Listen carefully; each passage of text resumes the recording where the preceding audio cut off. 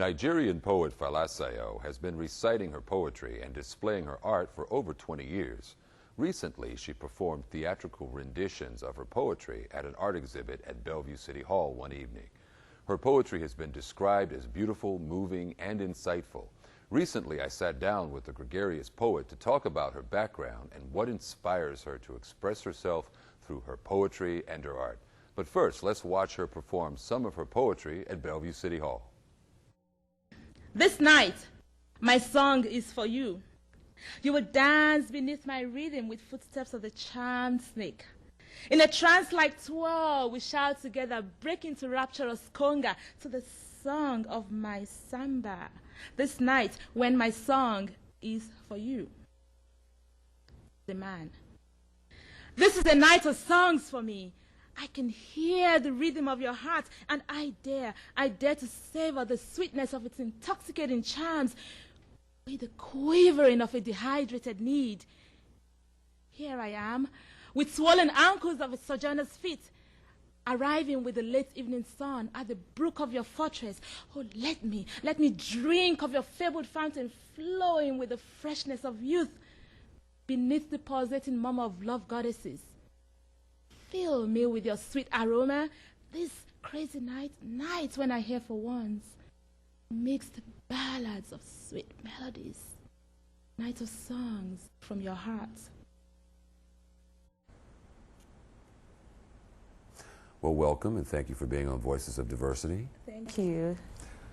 I wanted to start off by asking you, how do you go from being an animal nutritionist major to a successful poet and artist? I remember exactly the day it happened. I mean, I've sort of written a few poems, but not really categorizing myself as an artist, until one day I went into a theater to see a play as an undergraduate, and I was just mesmerized. I kept telling my friends, I can do this, I can do this, and it was just that one moment of aha, and I walked out of that theater. People thought something was wrong with me because I was just saying out loud, I can do this thing. And I got to my room that night. My friends were going out to party. I said, no, I'm not going to go. So I laid down, trying to absorb what's going on with me. And that night, I was able to come out with a plot. I didn't even know what these things are called. I don't have any training in the arts. I came out with a plot of a play that night. And that play transitioned into what eventually became my play that won the British Council Award. The very first play I ever wrote. No, we have the playwriting, the poetry, and the actual art that you do. Right. Why don't you talk about the art that you do and what inspired you? I think for me, everything sort of just revealed itself over time. I never really set out to say, I want to do visual art, or I want to do poetry. The first thing I really did as an artist was just write a few verses of poems when I was like 16. But that was just play stuff. I just wrote them. I didn't even know where they came from. And then I transitioned into the playwriting. And then right about the time I left college, I started making cards, and I started making, little mixed media pieces. I didn't know what they were called. I just did these things. And I was, over time, conflicted about where do I want to take this? What direction do I want to take this? So recently I've been more and more involved in the visual arts. I've been doing more work, exhibiting. I have a gallery in my home. And so I just think I'm blessed. I'm able to do these things without any training. What do you tell to other aspiring artists, visual artists, poets? I mean, what tips would you give for somebody who's considering pursuing what you've pursued? Just keep, and this might sound like a cliche, but it's really true. Just have to keep being persistent, and even if you don't get that validation that we all need, go somewhere else to find it. Share the poem with, or your work with, somebody you know and trust their judgments. You need that validation, so find it, even if you don't get it from the audience you really want to get it from, and keep producing, because the more you do, the better you get at what you do. So. Now, you're from Nigeria, and you said that you've been here for 11 years? 11 years. Now, what are some of the differences that you've noticed culturally in living here in the States, in Washington, and living in Nigeria? Are people radically different? People are all the same but also different.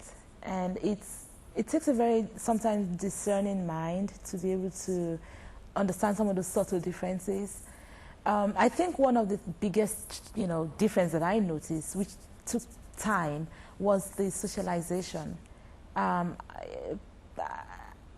came here initially with just be open and talk to people, my colleagues at work, and just be really free and open.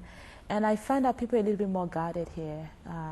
And maybe it's just being Nigerian. I don't know if this is how all Africans feel. There was a recent survey that said Nigerians are the happiest people in the world. Well, you seem pretty happy. We're just very open and laid back, and I think that was hard for me to reconcile myself to. You have colleagues at work, you don't know where they live, you don't really care what happens to them. Not that you don't care, but I think people don't want to offend, and they don't want to step out of boundaries. And while we don't have those defined boundaries per se in Nigeria, if you get along with somebody, they're your friends on the job, outside of work, their families, their kids, and there's just more socialization, I think.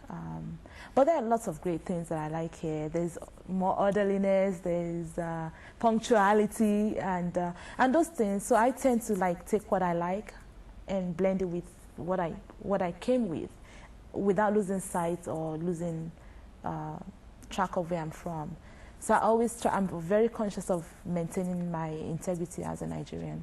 Is performing, for instance, particularly stressful? I mean, do you feel completely relaxed when you're performing in front of 100 people? I love to perform in front of a huge audience because I get the energy off of my audience. And I'm a different personality on stage. How different? Normally, let me use this example. If I'm sitting in an audience and I can hardly raise up my hand to ask a question, I'm that shy. But I'm on stage, I can banter with my audience, I can talk, I can ad-lib. I become an extrovert.